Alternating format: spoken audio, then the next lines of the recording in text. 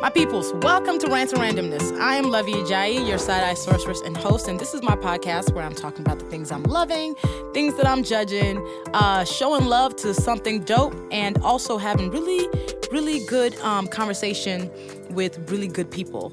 I'm here at the Chicago Recording Company, bringing y'all the radio voice as always. And on this episode, I'm feeling so good about Love Nation. I'm ranting about people not doing their due diligence in business and spotlighting the Nigerian food truck, my favorite place to eat outside of my mama's house. And I'm interviewing the incredible, legendary Marsai Martin, executive producer, actress, and game changer. So let's jump into it. Y'all, I'm feeling so good about the launch of Love Nation. It is a network that I have created on Mighty Networks, and it's essentially my own version of if Facebook was only full of thoughtful people who were really funny and cared about making the world better, then we found it. I launched it a couple of weeks ago as a safe space in a dumpster fire world, honestly, because it was the type of space that I needed. Because social media has been really stressful. You just feel like you log onto Facebook and Twitter and sometimes Instagram, and you feel instantly heavy about what's going on in the world, how people are reacting to it, and all of that. And I was like, what would it look like to have a space online where my audience, who call themselves Love Nation, they've been doing that for the last couple of years, can talk to just each other. And it's not creating an echo chamber because everyone who reads and consumes my work does not just look like me or think exactly the same. But I find that my audience is really thoughtful even when they disagree on my platforms. And a lot of times I'm like, yo, it would be really dope for these people to have access to each other and not the trolls and not the haters. So I created Love Nation. It is lovenation.com is how you access it. And as of right now, when I'm recording this, it's a week into Love Nation, and we have 4,300 members. And it feels like an exhale place on the internet. We're trying to build this community that we want to see. I really created the space that I needed, and ultimately, I think a lot of people also needed it. So I'm feeling good about it so far because it's starting to really feel like a real community. People are engaging. People are sharing tips on self-care. We have different topics around business, travel. Adulting is huge in there. You know, good reads, movies and TV, giving back. It's just a really positive space. And it's not positive, one of those like, rah, you go, girl, but it is one of those places where we're trying to establish that it's not about you not making mistakes and it's not about you just being rah to death. It's a real space with real adults who are open to growing, you know, open to being challenged, but also open to giving each other grace. Ultimately, I want Love Nation to be a space where people know they can be themselves, where hate is never tolerated. Shade is, okay, sometimes, but it's never going to be at somebody's identity. And I'm feeling good about it because I think there's a lot of promise there. People are loving it. People are giving such good feedback about Love Nation. So if you're listening to this podcast and would like to join Love Nation and see what we're trying to build here, you go to lovenation.com. That's LUVVNATION.com and request to join. And me and my team, shout out to my team, Celie, Davida, Tamara, thank you for helping me build this space. And I'm excited to see you grow. So yeah, that's what I'm feeling good about. So my rant this week is about people not doing their due diligence in business. Here's the thing. Let's talk about intellectual property. When you are about to start a business, one of the first things you got to do is Google to make sure that there isn't already a company of that same name that exists out there, because for a couple of reasons. One, it makes it harder for you to actually brand yourself and gain market share. If there's another company doing what you want to do that's going to be called the same thing that you want to call your company. But most importantly, if there's already a company out there that is doing what you want to do, and then you call your company something super similar to that company, what you're doing is infringing on their trademarks. Now, you're probably like, what's trademarks? Trademark is when you register with the U.S. Patent Office and an international office sometimes to say, essentially, I'm the person who this phrase belongs to regarding this company. So, for example, Awesomely Luvvie, the name of my blog, is actually federally trademarked. When I had a nonprofit, the Red Pump Project, federally trademarked. It is a way to protect yourself and your business and to show that you are staking claim that this thing belongs to you. Now, if you are somebody who is about to start a business and you find, when you Google or you do a search on uspto.gov, and you find somebody already using that name, switch it up. Do not attempt to be like, well, it's fine, two of us can exist. Two of you can exist doing the exact same thing, yes. But two of you cannot exist doing the exact same thing and calling it the exact same thing.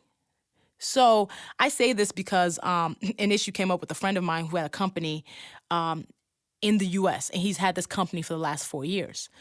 One company in the U.K. who wanted to do the exact same thing, founded this year, decided to name their company the same thing as his company and use the same colors as his logo. So it actually looks like they're the same company if you really looked at their logos very quickly. This is a problem. Why is this a problem? Okay, a couple of things. This new company that started this year, even though it's across the pond, had they just done a cursory Google search, a simple Google search. Listen, Google is never busy. It's never booked. It is never on vacation. It is never, you don't even have to pay for Google. Google is free 99.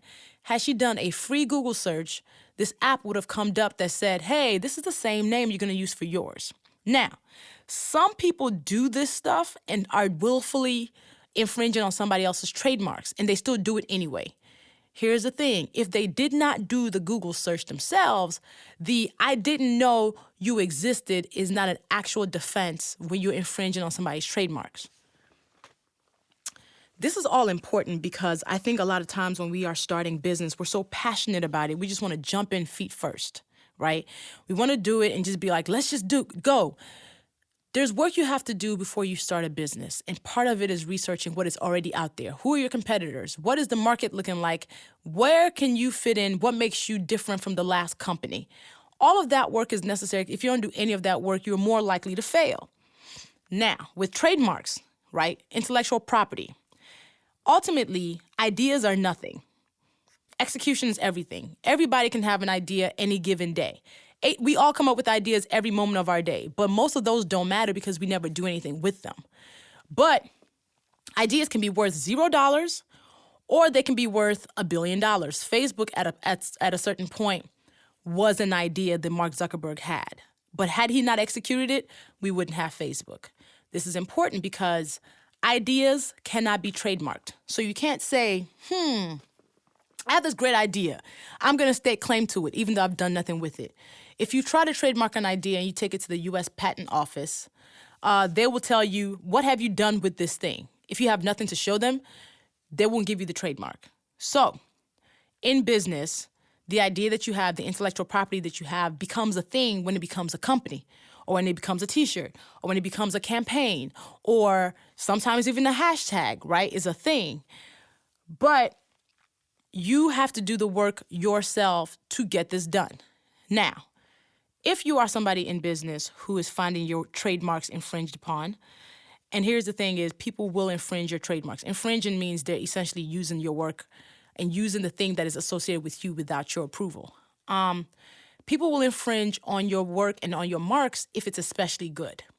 If it's something that is catchy or if it just stands out in some way. So folks will try it with you. They will absolutely try it and be like, yes, I'm going to try to do an event. Let me tell y'all. When I had my nonprofit, the Red Pump Project, we closed our doors last year, but I still have all the trademarks for it. We use red shoes to really elevate conversation around HIV and AIDS, to normalize it and reduce stigma, right? So we used to have a campaign called the Rock the Red Pump campaign, asking women to wear red shoes to talk about this issue. You would not understand how many times a year we had to shut down an event that was using Rock the Red Pump, our trademark. And people would be like, well, you guys aren't the only one who thought about red shoes, but we're the first ones who used that phrase. We're the first ones who used it in regard to this epidemic. So it's important for you to fiercely defend your trademarks, because if you do not defend it, you can lose it. What I mean is, let's say 8 companies or 8 organizations who were not the Red Pump Project decided to do Rock the Red Pump events. In certain years, they did try. If we just turned the other cheek and was like, it's fine, they can do it because they're smaller, or it's fine, they can do it, it's just one event, what happens is you're essentially saying and kind of making a statement that says, it's okay, other people can use my trademark, which is saying my trademark is now available for public and generic use, which is saying I no longer own it. So if you do not defend your marks fiercely, you can lose it, which is why those of you who are small businesses who've infringed on bigger businesses' marks and are like, why are they coming after me? Because that bigger business has invested in trademarking their work. They've invested in building the brand equity for that thing. And even though you are small, you can't use their marks, because if they start allowing you to do it, 10 other people will say, yes, I can use their marks too. And soon enough, they'll lose the rights to those marks. So I want people to do their work, to do research when it's time to start their companies or their campaigns or their initiatives. Saying I didn't know it already existed is not a good defense. Ignorance is not bliss in business. So that's 1. 2, if any of this confuses you, always get an attorney. It's worth paying for. It's an investment. It can be expensive, but honestly, there are attorneys out there who will also do pro bono work. Do that. I think it's definitely worth your time.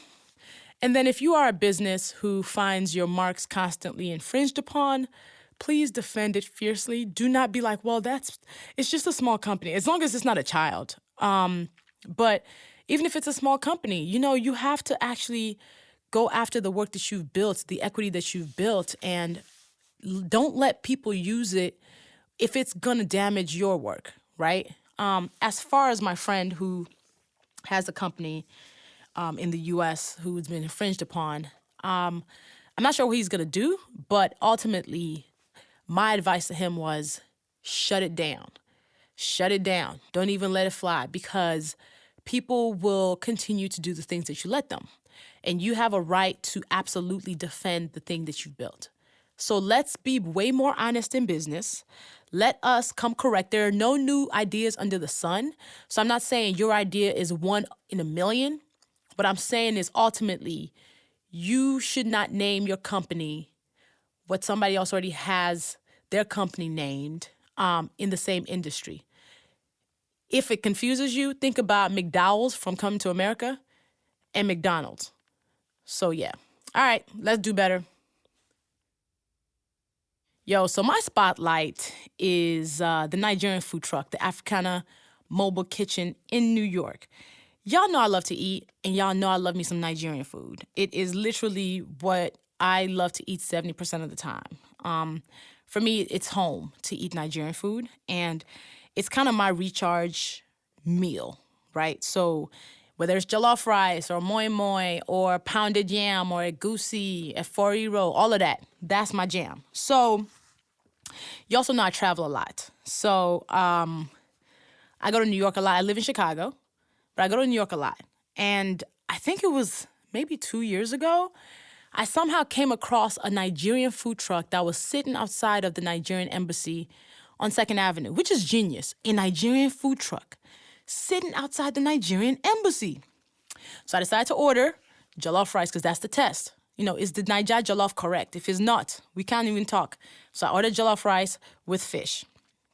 And let me tell you something. I took it back to my hotel, and I was like in heaven. It was the perfect jollof. It was that smoky party jollof that has that good bottom pot flavor. It was like I was home again.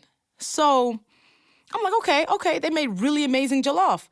But then next time I went to New York, I'm like, let me order something else. And I think I ordered pounded yam and egusi.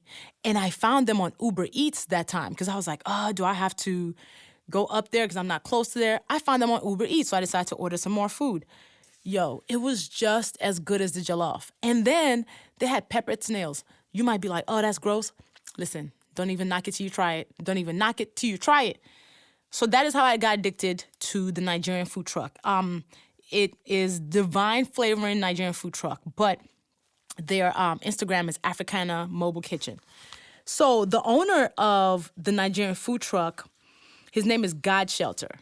I somehow one day called the Niger food truck, end up speaking with him, and since then he has basically been one phone call away.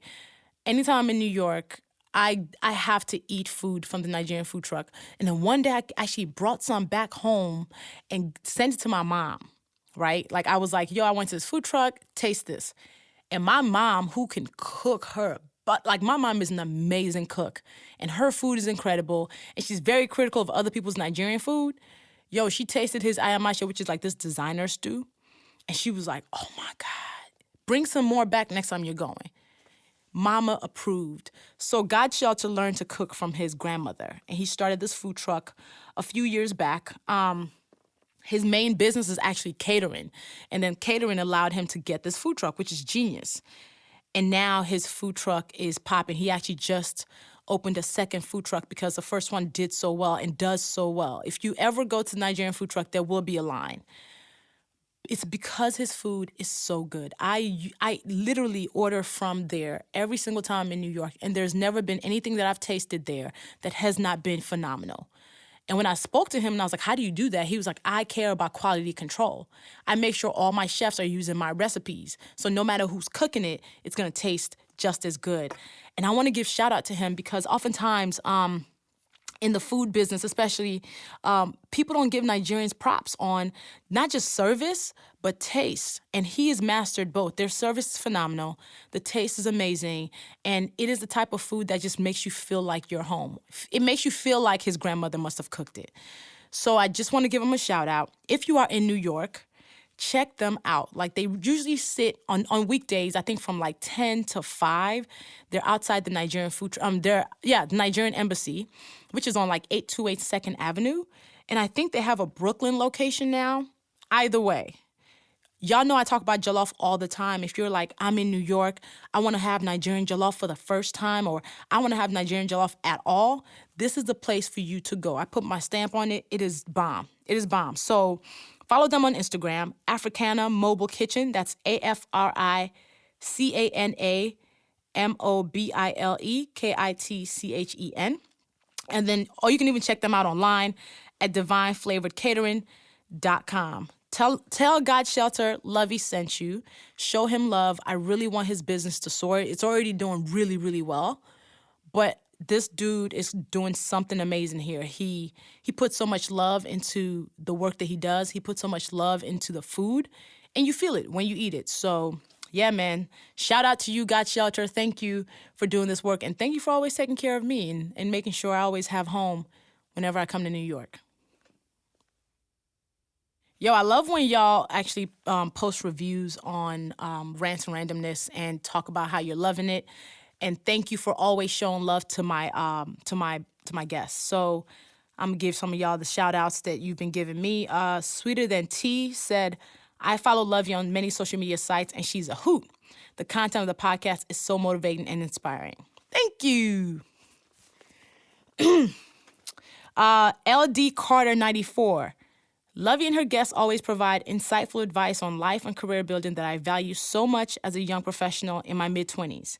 Every time I listen to the podcast, I am re-energized to continue working hard towards my goals. Yes, girl, keep doing it. Keep doing it. Sheen Bean 523 was reacting to the rant that I did on how I got rid of my voicemails forever. She said, all I heard was calling to delete your voicemail forever. On hold with AT&T right now. Listen, I'm trying to tell you. I'm trying to tell y'all, you don't need these voicemails in your life. If somebody needs to email you, if somebody needs to contact you, they can email you, they can text you, they can there's so many ways to contact us besides voicemail. So shout out to voicemail freedom. As always, if you guys leave reviews on my platforms. You might be featured on the show. Thank you for the kind words. It lets me know that people are actually getting something valuable from this podcast. So keep those coming. All right, Rants fam. I'm excited to have Marsai Martin join me on the show. Marsai, shout out to you. Thank you for joining me. Thank you for having me. So I'm going to give people your bio. They already know you're epic, but I'm going to drop the extra epicness of your bio on them. Rising star Marsai Martin, at just 14 years old, is already on course to be a whirlwind sensation. At the age of 5, she landed her first national commercial, and shortly after relocating to L.A., she was cast as Diane Johnson on ABC's Emmy-nominated hit comedy Blackish. Alongside an all-star cast, the young starlet has stolen the hearts of viewers who tune in every week to see her hilarious and witty antics on the show. Her work has earned her 7 NAACP Image Awards, as well as a Screen Actors Guild Award. At the age of 10, she conceptualized and pitched a movie idea to Will Packer and Universal, which became the upcoming feature film Little. As a star and executive producer on the film, she's become a part of Hollywood history as the youngest person to EP a major Hollywood film. With opportunities presenting themselves daily, Marsai is excited about uplifting diverse and young voices through her production company, Genius Productions, who recently signed an overall deal with Universal. In addition to acting, she loves producing, singing, dancing, and creating her own content for social media. And she can do a mean beat with that makeup. Hey, Marsai, thank you for coming. Hey. So, first of all, you are officially another youngest. You are the youngest guest ever on Rants and Randomness. Oh, snap. You keep making history out Okay. here. You keep making history out here. I'm just saying. So I usually ask people, what did you want to be when you were growing up? But since you're 14, I'm going to have to edit that to, what do you want to be when you grow up? And I've read that you said a legend. Yes, I want to be a legend still, and I'm, making my way up there right now. This is just the beginning, so I'm really just taking it one step at a time. So have you always wanted to be an actress? I feel like it really just came naturally to me because every time my parents were at work, my grandma would babysit me, and I would mimic like movies and stuff that she used to watch, like Ray Charles and Dreamgirls and all those things that you wouldn't think a toddler would know. But I feel like it really just came naturally, and the talent kind of just stuck with me throughout my whole career. So when you were trying out for Blackish and you saw the Diane role, were you like, this is perfect for me? Yeah, well, yeah, and well, yes and no, because when I was 8, because that's when I got Blackish, the auditions were like routine. It was like a routine to me, so I just like kept on moving, kept on pushing.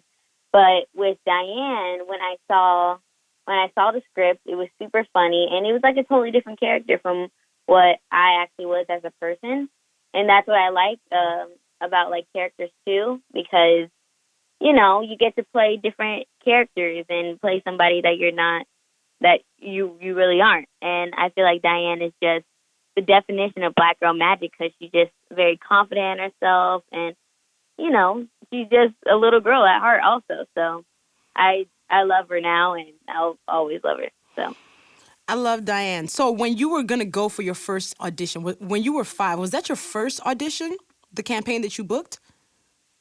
No. I think my first audition was a Chuck E. Cheese commercial. But yeah, I think it was a Chuck E. Cheese commercial because I used to live in Dallas, Texas, so I do auditions there too. So I think that was the beginning. And then the biggest one was my Minor Key campaign. So when you hit Diane and you started doing it, did the reaction to Diane surprise you? The reaction to Diane? Mm-hmm. Everyone's reaction. Like how people loved her. Oh, yes, it actually did. Because like I said, that's a character that I haven't played before. So, she shocks me every time I see a script, And now she is, in this place where she's going through puberty and she's just growing up to be her own young adult self. So she's going through boys, she's going through her cycle, and it's really cool growing up with her. So I'm excited to see what else she does.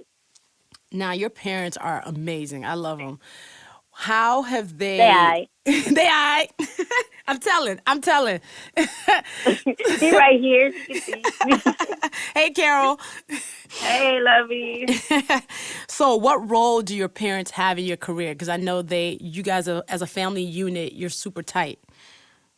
Uh, they have a big role. I mean, they birthed me, so I feel like being with them is like such a blessing, and just having both of my parents with me every day, and just giving me advice, giving me tips to keep on moving is just very exciting, and it keeps my confidence up at a good boost. And now I have my little sister, and she's 2 now. So Yo. now we both have like a full family, but like a team also. So it's not just me doing Genius Productions, but it's like a whole family situation. So it's lots of fun to create with them, but also be a family unit too. Sydney, by the way, is a legend already because Sydney. I've been watching Sydney's videos since she was basically born. She's hilarious. How has having a sister changed your life? How I see life in a different perspective now, because now I'm not just doing this for me, but I'm doing this for people like my sister that are like so young and just, when she grows up, she'll be seeing all the things that I was doing and that I still am doing. So I want to, bring a good light, because she'll be seeing things and kind of, copying what I do, which I hope she becomes an actress one day. But I will be, sorry, but I will be supporting her in anything that she does. And when she grows up, I hope that's what she sees, is the confidence that I have and how our whole family just keeps on moving. So, as you do a lot, like at this point, you have a production company, you're starring in films, you still have the TV show. How are you balancing being a kid with being a consummate professional and creator and EP and CEO? When you say it like that, it seems like it is a lot of pressure, but we try not to get it into our heads, because I feel like the mind is such a powerful thing where if you think about it too much, it will get in your head and then you get stressed out, and it just goes to something that you really don't want to be in. So I really just don't think about it, because for me, I'm doing all these exciting things, but in my mind, I'm really just still a 14-year-old kid who likes to talk about regular teenage things. So I try to get breaks. I try to hang out with my friends and family all the time, and just have that space where I could still be myself. And what is school like? School, that thing. School's pretty fun. In the beginning, it was kind of hard because I used to be shy, kind of antisocial, like one of those kids that would be too scared to raise their hand. And then I went into acting, and then I would kind of get bullied for that because no one would believe me and the things that I used to do. So it was at a bad start in the beginning. For me, it's now easy because now I'm homeschooled and I'm comfortable in what I'm doing, and it's just me and my computer, and I have my own personal tutor, and I'm really more focused on what I'm doing and what I'm learning too. So, what do you think for you is the key to kind of staying grounded in all of this and with everything that you're doing? The key to staying grounded? My mom said a black mama. Yes. Facts. Facts only. Facts, for real. Look, she laughing. To be honest, I'm still not sure, because this is still like a learning process for me, and still trying to just build my career and just build something with my family and just our whole production company, and just keep on creating things. But there's not really a key. Just, well, Mom, do you have anything to touch on that? Just don't forget who you are. This is what you do, not who you are.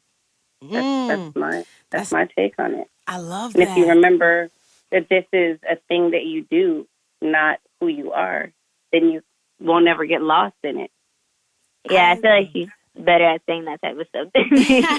No, I love So, that. And I also love the fact that you said I don't know. And I don't know is always an answer, but that's really helpful. So how do you what do you think is key for a young person who wants to start this type of a career?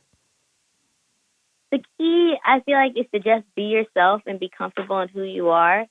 I know a lot of kids like my age or anybody else like that's an adult or a kid kind of get nervous or scared to say what's on their mind, or if they are uncomfortable in saying something and no one really believes in them before they even say anything.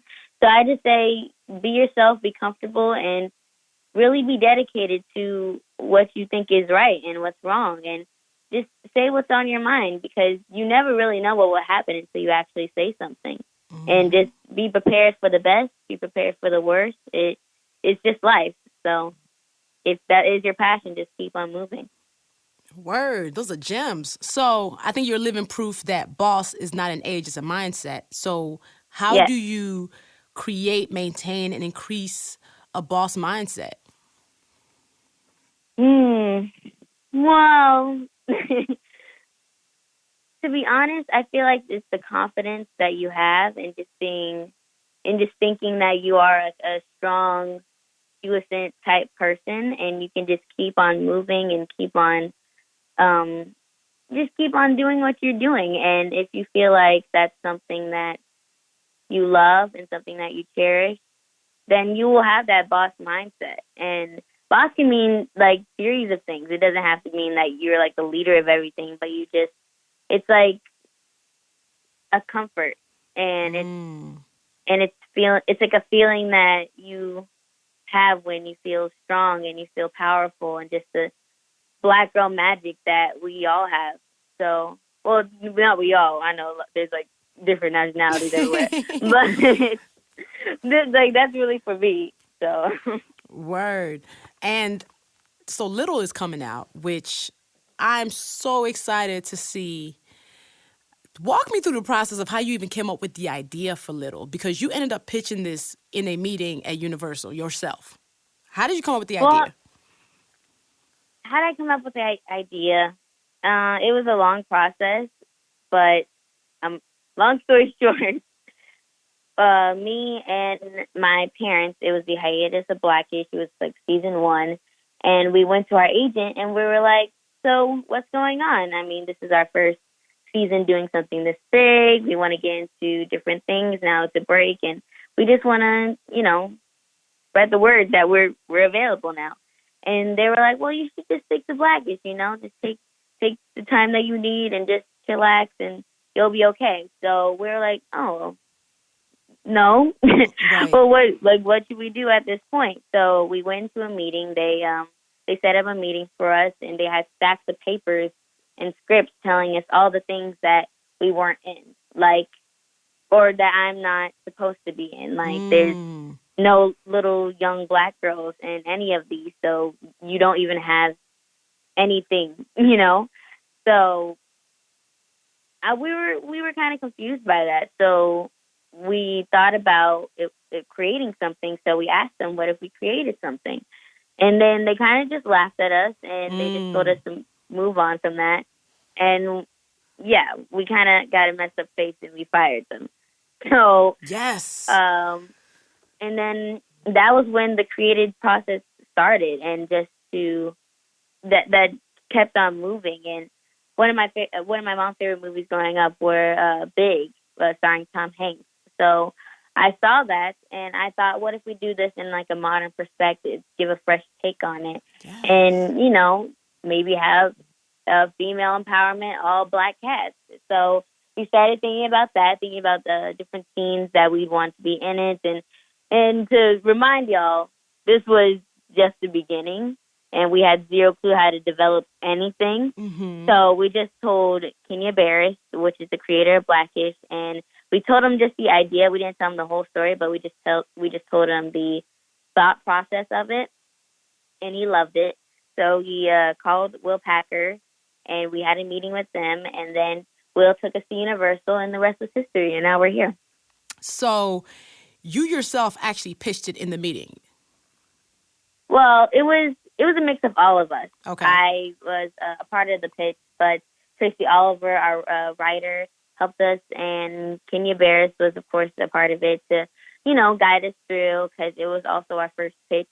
So my parents were nervous, and we were like, "It's okay, we got this." You know how my parents just like hype each other up, Yes. And it was me and like my swoop bang and my tiny little blazer because we wanted them to get the idea of what it would look like in a child's body, and it was the time span of 3 years too until we actually shot Little, and it was literally perfect timing because now that I am more mature and I've gotten older and I'm able to know my surroundings more and get in the program, now it's time, and it was like perfect timing. So What's interesting is they told you that there was no roles for you, so you decided to create it. Do you think that has now changed?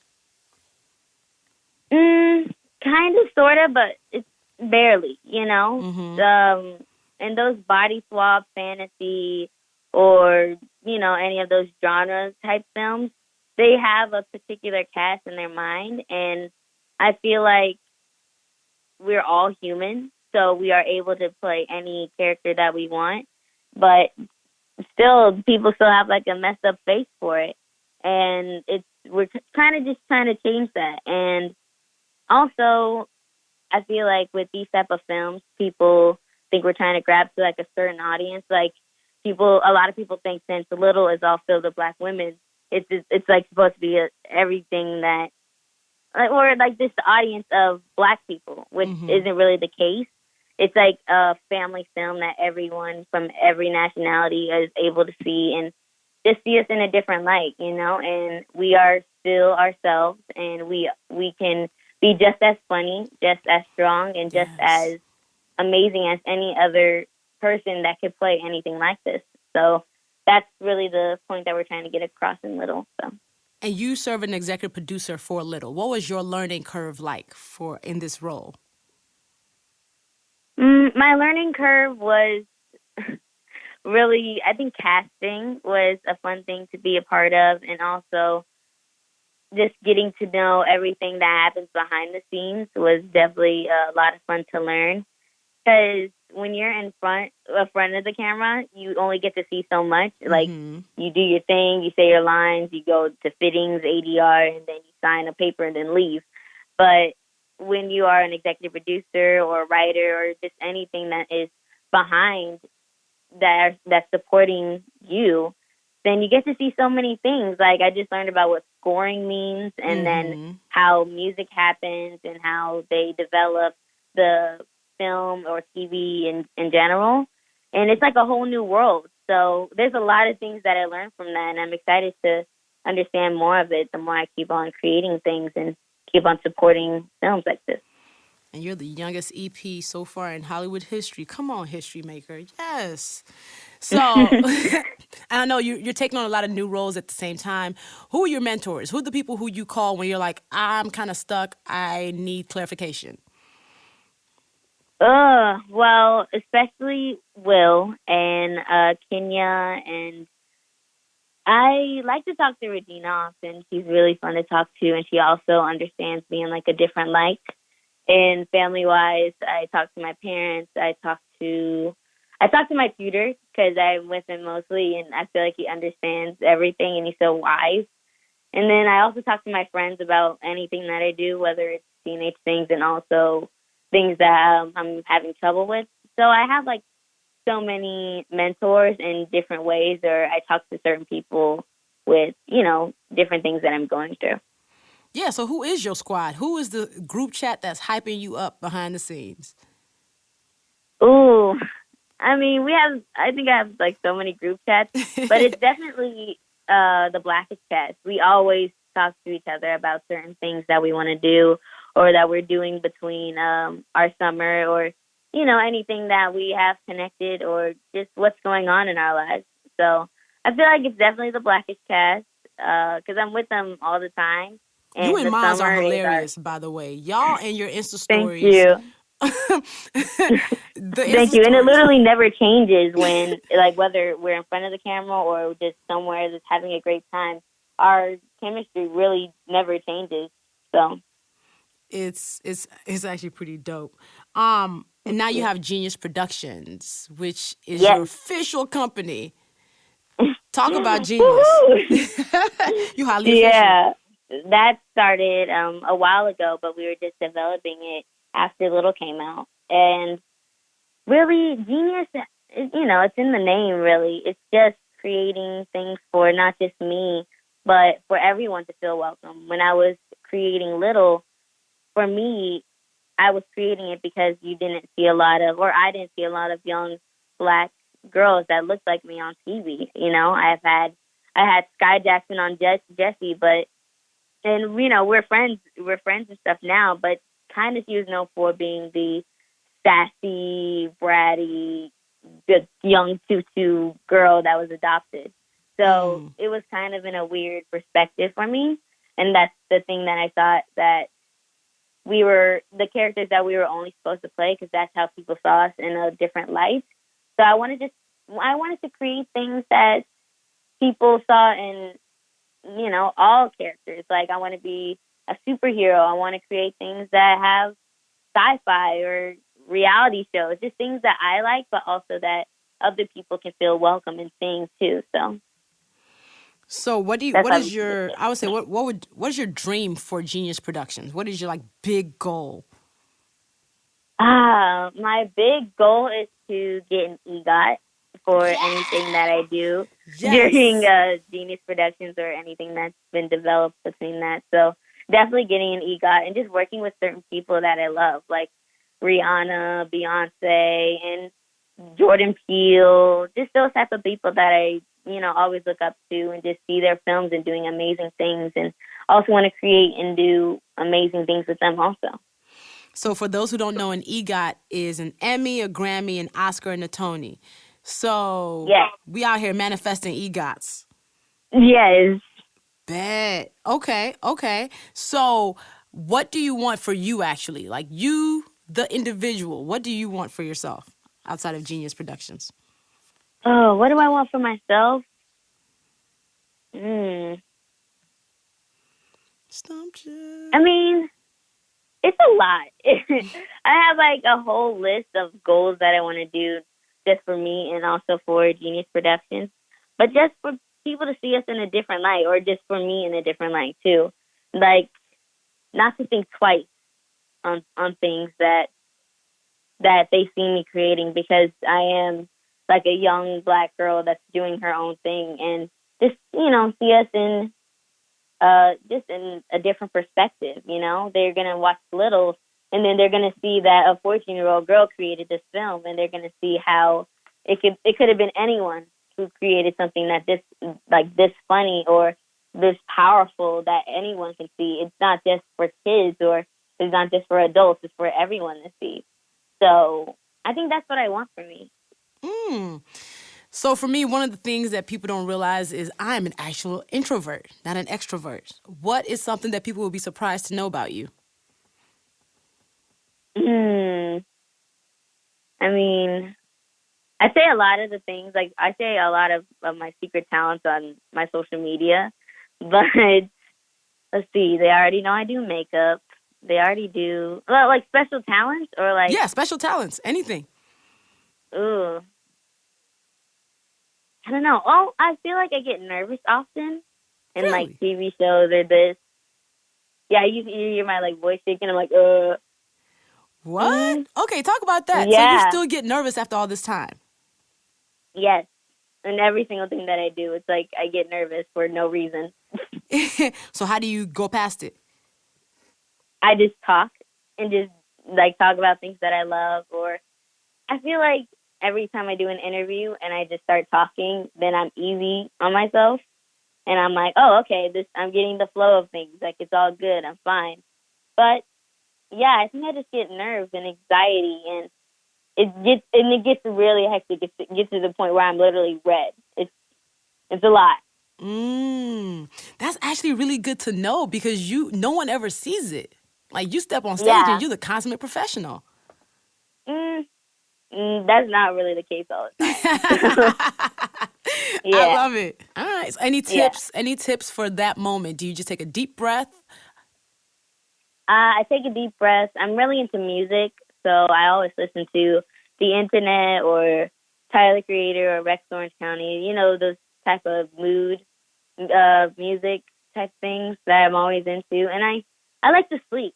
I try to get some sleep in, like just like a quick little nap in the car, or just when I freak out, just knock out. So that's really for me. And just talking about things that I love in general and like YouTubers that I like or just anything that keeps me in a good light before I get into something that makes me nervous. You just recently got surprised with your like biggest crushes. The the Yeah. the Dolan. I just saw that on Insta story. The Dolan Yeah. twins. Yes. I was Okay, freaking out. tell us, who are the Dolan twins and how what happened with that? Okay, so the Dolan twins are YouTubers and social media influencers that came from Vine, and they moved from YouTube, and they're Ethan Dolan and Grayson Dolan, and they just do challenges, pranks, and all the above to to people like me to like watch, and they're just very entertaining, and they're just so dope, and they're so cute. So for me, I watch them every Tuesday. Oh snap! It is Tuesday. Like probably right after this, I'm gonna watch one of their new videos. It's it's for me like I'm a fan. I'm a big fan of them, and they have merch and stuff that I have in my closet. They're just really cool people, and ask anyone, I talk about them all the time.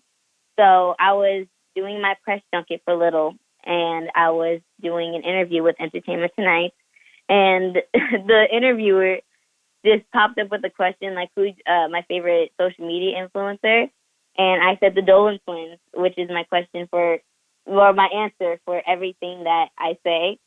So they walked in on my interview and they just said, "What's up, Marsai?"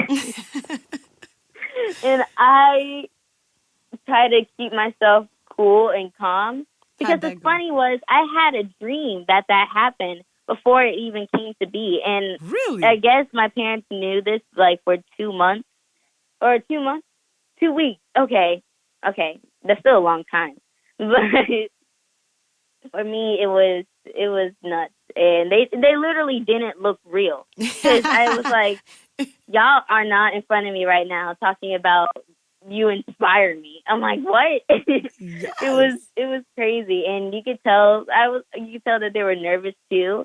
So that made me feel good, because I'm not the only person that's feeling this way. Right. So I'm excited to work with them because they hope to direct, they hope to produce, and just they're also like teenagers too, so they're kind of still in the space that I am in too, and they're just getting started on something that's bigger than what they're already doing. So I hope to give them some advice too, and just to talk to them and get to know them better, and just hang out with them because they're just so cool. Yo, that's actually really cool, meeting the person that you admire. Who else is on your bucket list of Yes. like, yo, I want to meet him? Who else? Yeah. Oh, who haven't I met? Mm-hmm. I haven't met Drake. I want to meet Drake. You haven't met Drake. Okay. I haven't met Drake. We follow each other on Instagram, which is super dope. But I never met him before.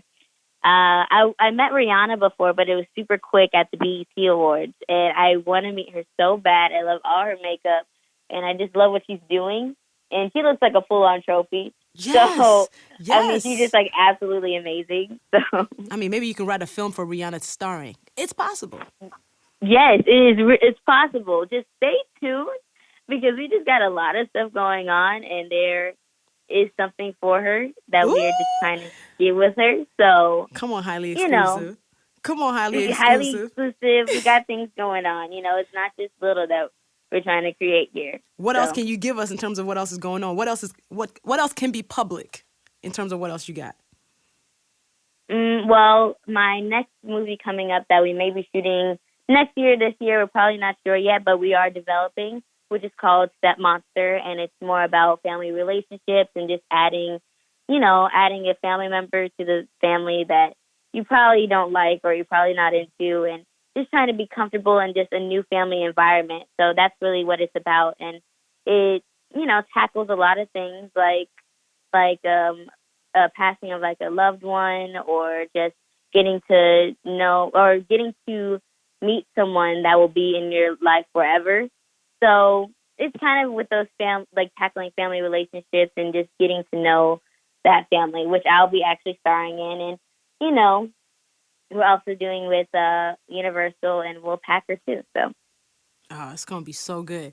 So I always like to ask people, like, what do you do for self-care? How are you taking care of yourself as you're bossing up the world? Ooh, I like to sleep. I'm trying to get into meditating, and it's hard. I like to. Yes, it is. It's just trying to get into that mindset of just not thinking about anything is really difficult for me because my mind is always racing and going through a lot of things. Same. But yes, but self-care. Well, vacations, because we go on vacations all the time. I'm excited to go to Turks and Caicos again, which I'm really hyped for. Yeah, but just getting into that mindset where you're just relaxed and just comfortable in where you are and just not thinking about anything, that gives me self-care. So. Are you into, well, you see you're young, so you're probably not doing serums yet. Do you do massages? Okay, so I did a massage before, and it was lots of fun. I was really comfortable. I was thinking about, nature and stuff. But, yeah, I want to do more of those, too, so. So my recommendation is that you try a 90-minute massage. 90 minutes? Yes, seriously. 80 minutes, it is game-changing because it actually, so I have a hard time meditating. I have a hard time still in my thoughts. But I find that when I'm getting a massage, it is the closest to meditating that I can get because I zone out. 90 minutes? Yeah. Y'all even got that time? Look, I know, it's hard to find 90 minutes of time. But once you do it, now I'm like, 50 minutes is not enough. It will spoil you. I got a massage last week where 2 masseuses worked on me. I was like, oh, I'm spoiled. I'm officially spoiled. I can't go back to 50 minutes of one person. Oh, gosh. I'll actually try that. It takes some time. Tell your mom, y'all do a spa day. You're probably too young to do a facial. But like... Oh, I did a facial before, and it was actually really nice. Really? So. Yes, I will gladly do that again, too. Well, you in LA, so they have a whole bunch of stuff like the hydrofacials, which is all with water. I haven't tried that one yet, but I get all the props for it. So yeah, like I do a lot of chill stuff. Are you hotel bougie? Which means, are you very specific about the type of hotel you stay in? Yes. Do not put me in anything raggedy. Don't put me... No, I am spoiled in many ways. I'm not going to lie. Like Disneyland, I only like doing it in one way, which is the bougie way. Yes, the VIP. Yes. Yeah, the VIP. I love the hotels in Las Vegas, like the Wynn and what is it? Oh, the Rio. Like those type of... The Rio? No. Yeah. What is it? Aria. See? Oh, Aria. Yeah, that's a gorgeous hotel. Yes, it's so beautiful. So, yeah, I think the more I grow up too and get all these perks, I'm going to be more spoiled. So when your birthday comes around, which it did recently, what do you typically ask for? It kind of changes every now and then, but I feel like nothing this year because I already have so many things going on, and I already have a bunch of things that I have that I'm beyond grateful for. I mean, I'm excited to be surprised by the Dolan twins again. That's a sign, right? That could happen again. No, I'm joking. But I don't know. Probably this year, nothing specific. All right, that's noble, yo. That is noble, and maybe a Drake concert. Who knows? Hey, I'm into that. See, I will give people ideas all day of gifts they should get. So Little is coming out April 12th? Yes, April 12th. What do you want people to do? Go watch it. If you guys can see it in like the nearest theaters, tell your friends, go with your friends. A lot of people's birthday is on April 12th, so go see it on your birthday. I'll be in Miami after. Hit me up in Miami. And what do you Yeah. think success is for this film? I hope that people come out in laughter and just hoping that it was lots of fun to see, and they just see us in a different light. And now that we can do anything and play any character now, and that they notice that this was created by someone this young as me. So. Yes. So we going to all go buy some tickets. We're going to watch it multiple times because it's going to be hilarious. Yes, thank you. Yeah, starring Marsai, Regina Hall, Issa Rae. So it's going to be a lituation. Marsai, you're so dope. Thank you so much. I've loved your work for such a long time, and I can't wait to see everything that you do. And I am excited for the films that you're going to be writing, directing, producing for decades to come, and I'll be cheering you on along the way. Thank you so much. I love you. Love you. Thank you for coming on Rant and Randomness. Bye. Bye. Yo, Marsai Martin is the absolute dopest. Shout out to her for joining me, and she's such a bright star. Please, y'all, follow her on social media. She's at Marsai Martin on Instagram and Twitter. That is MarsaiMartin. If you love this interview, go show her some love, y'all.